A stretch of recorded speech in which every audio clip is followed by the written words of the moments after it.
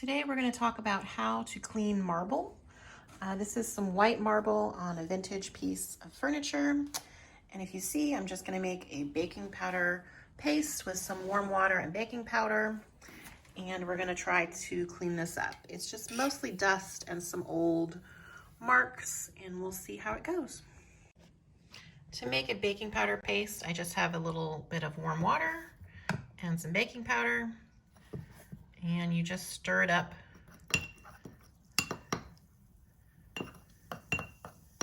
And it's going to fizz a little. That's normal.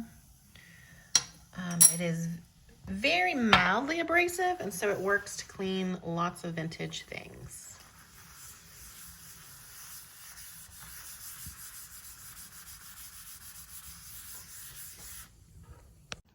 So I added 2 more spoonfuls to get more of a paste.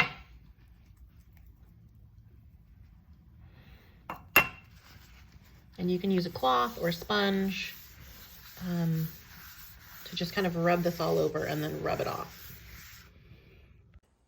So here is it after cleaning. I have, of course, cleaned this before, and you can tell that you got all the baking soda or baking powder paste off if you run your hand and it doesn't feel gritty, and it needs to be dry, of course. But overall, it came out pretty well. These are natural parts of the stone rather than stains. So depending on how your marble is, you can tell if it's a mark or if it is just how the stone naturally is.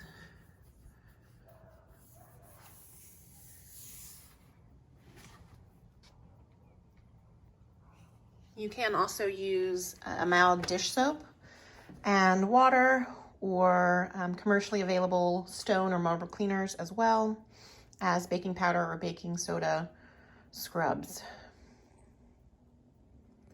As always, thank you for watching, and don't forget to like, comment, or subscribe.